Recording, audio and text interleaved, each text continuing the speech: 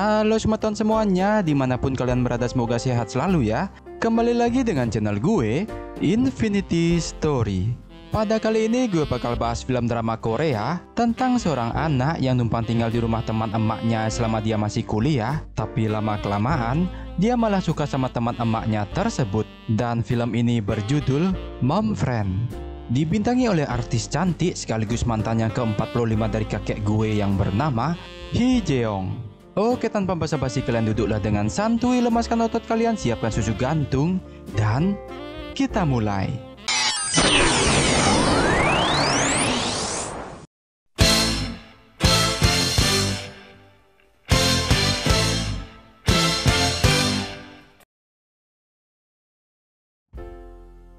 Film diawali dengan memperlihatkan anak muda yang sedang membawa koper bernama Seong-so, di mana dia akan numpang menginap di rumah teman ibunya karena dia akan mulai kuliah di kota. Awalnya Seong-so tidak mau, tapi saat melihat teman ibunya yang bernama Ji-young, ini parasnya, wow! Seong-so yang awalnya mengira teman ibunya itu sudah tua dan keriput, tapi ternyata teman ibunya masih cantik, awet muda, dan bodinya masih kayak gitar Spanyol. Seketika Seong-so pun terpesona dan mau menginap di sana. 들어와. 집 되게 좋다. 빨리 와. Setelah mengobrol temu kangen sesama teman SMK antara ibu Seong-so dan Ji-young, anjrit, kok bisa ya? Yang satunya udah lumutan, yang satunya masih bening. Kemudian Ji-young pun mengantar Seong-so ke kamarnya, namun saat menaiki tangga, Seong-so pun tidak sengaja melihat pemandangan alam yang luar biasa sekali. Itu pun membuatnya tidak fokus dan terpeleset. 어머, 괜찮니? 네, 뭐... Di sana Tante Ji-young memperlihatkan kamarnya dan berkata pada Seong-so untuk jangan malu-malu meminta sesuatu dan menganggap rumahnya sendiri. Dan singkat cerita, keesokan hari pertama kuliah pun tiba, di mana saat itu dia bersama dengan teman lamanya yang kuliah di tempat yang sama juga, sebut saja Suparjo. Di sana mereka sedang asik mengobrol, ya biasa, bahas tentang cewek-cewek cantik di kampus. Namun Seong-so B aja yang malahan lebih memikirkan si Tante Ji-young.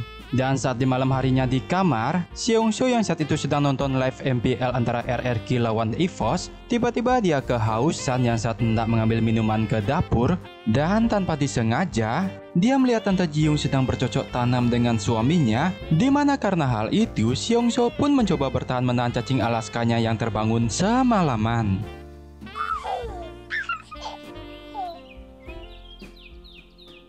Namun saat di pagi hari, dia melihat Tante Ji-young lagi yang membuatnya teringat gambaran live action kemarin. Itu pun membuat cacing Alaskanya terbangun kembali dan dengan terpaksa, dia pun menidurkan cacing Alaskanya tersebut di kamar mandi. Dan tak hanya sekali, itu pun terjadi selalu di tiap pagi hari, di mana Seong-so pun selalu dibanyakan dengan pemandangan yang indah dari hari ke hari, dan dia sangat beruntung dengan kehidupannya tersebut. Dan di kampus, dia langsung curhat pada Suparjo tentang pengalaman menginapnya di rumah teman ibunya yang cantik tersebut. Mendengar itu, Suparjo pun berkata padanya, gue juga mau, Cuk.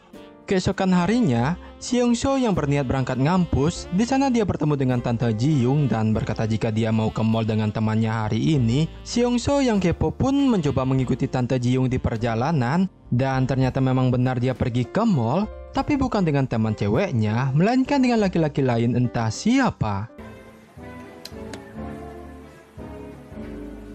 Seong-so yang merasa curiga pun mencoba mematahi mereka, tapi anehnya kenapa mereka bisa masuk ke ruang ganti baju yang sama, di mana berniat untuk menguping, namun betapa kagetnya Seong-so mengetahui fakta jika mereka sedang bercocok tanam, yang artinya laki-laki yang bersama Tante Ji-young itu adalah selingkuhannya. Hah? Seong-so yang patah hati pun pergi ngegalau, dan saat sudah di rumah, dia pun bertemu dengan Tante Ji-young dan pura-pura tidak tahu apa-apa. Namun saat dia mau mandi, di sana dia melihat benda pusaka milik Tante Ji-young yang tertinggal. Wow! Namun saat hendak dia ingin mengambil benda pusaka tersebut, tiba-tiba Tante Ji-young datang dan melihat cacing Alaskanya terbangun. Tante Ji-young yang sudah paham dengan situasi tersebut hanya tersenyum saja. Singkat cerita, keesokannya Tante Jiung mengajak Seongso untuk menemaninya pergi belanja bahan makanan. Di sana Tante Jiung terlihat sengaja menggoda Seongso dengan memegang tangannya saat sedang belanja hingga terpesona saat sedang santai makan es krim. Lah, kok bisa tiba-tiba begitu ya? Dan tak hanya itu, sesampainya di rumah Tante Jiung juga membantunya untuk membersihkan telinga yang membuat Seongso pun menjadi malu. 자, 손. Dan saat sedang di kampus, Seongso mulai curhat pada Suparjo bahwa dia mulai ada rasa cinta pada Tante Jiung yang teman dari ibunya sendiri. Neh kan, mulai baper.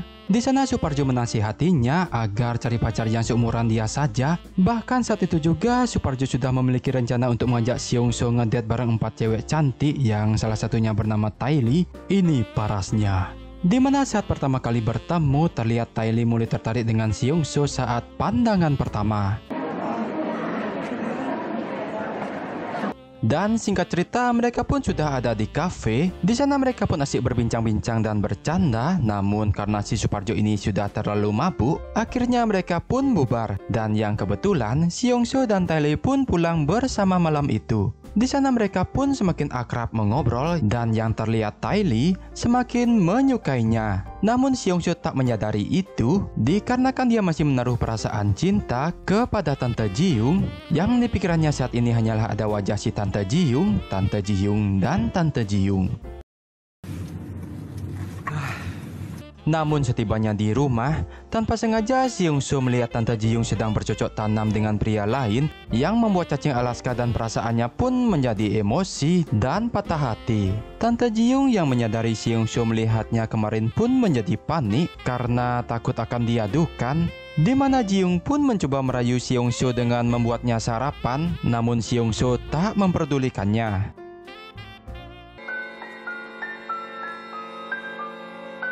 Meski begitu, Jiung tak menyerah dan mencoba merayu Seongso lagi dengan memberikannya cemilan pada malam hari. Namun terkejutnya Jiung melihat Seongso sedang nonton film action sambil mengamplas cacing Alaskanya. Tante Jiung yang melihat itu pun memiliki ide agar Seongso bisa tutup mulut. Di mana keesokan harinya, Tante Jiung pun menunggu Seongso pulang kuliah malam yang tanpa basa-basi, dia pun mengajak Seongso bercocok tanam saat itu juga. Wih. Kejadian itu malah membuat Seongso jadi salah paham yang mengira jika Tante Jiung melakukan itu karena mencintainya. Dan setelah itu Seongso pun selalu mengajak Tante Jiung melakukan aktivitas itu setiap hari. Namun kebahagiaan itu tak bertahan lama, di mana Seongso yang habis pulang kuliah sambil membawa oleh-oleh untuk ayah tercintanya yaitu Tante Jiung. Yang sesampainya di rumah, di sana dia melihat kenyataan yang pahit jika Tante Jiung sedang bercocok tanam dengan pria yang sebelumnya. Seongso yang merasa dihianati pun kesal pada Tante Jiung. Padahal ia baper sendiri. Di mana Seongso memutuskan untuk pergi dan Tante Jiung yang mendengar itu pun menerima keputusannya tersebut serta memberikan sedikit uang kepadanya, tapi Seongso tak menerimanya.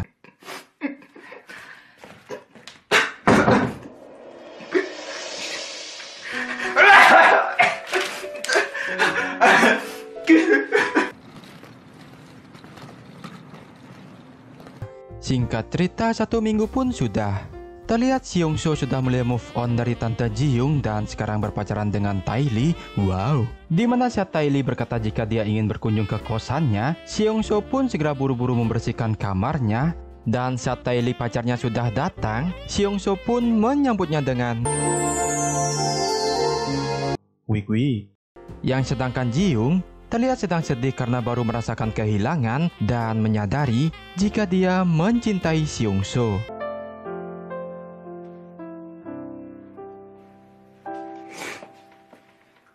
Tamat, sungguh film yang membagongkan.